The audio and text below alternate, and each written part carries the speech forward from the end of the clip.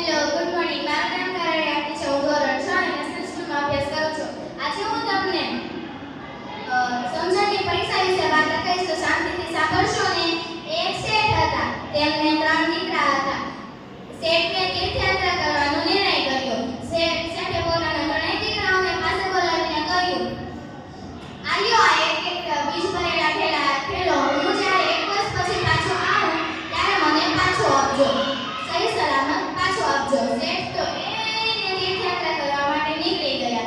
દેશના બધા જ તીર્થોનું ભ્રમણ કર્યું, પૂજા અર્ચના કરી, અને 1 વર્ષ પૂરું થયું એટલે શેઠ ઘેર પાછા આવ્યા. સવાર પડી એટલે શેઠે પોતાના 3 દીકરાઓને પાસે બોલાવીને કહ્યું, મેં જે તમને બીજ ભરેલો થેલો આપ્યો હતો તે ક્યાં છે? સૌથી મોટા દીકરાએ કહ્યું, મેં બીજનો થેલો સલામત તિજોરીમાં રાખી મૂક્યો હતો. શેઠે તિજોરી ખોલી તો શેઠ ખૂબ જ નિરાશ થયા. શેઠે જોયું કે તિજોરીમાં ખૂબ જ ખરાબ ગંધ આવતી હતી. પછી બીજા દીકરાએ આવીને કહ્યું, મેં રોજ સવારે બીજને હું પાણી છાંટતો અને તેને ધૂપ અગરબત્તી કરતો.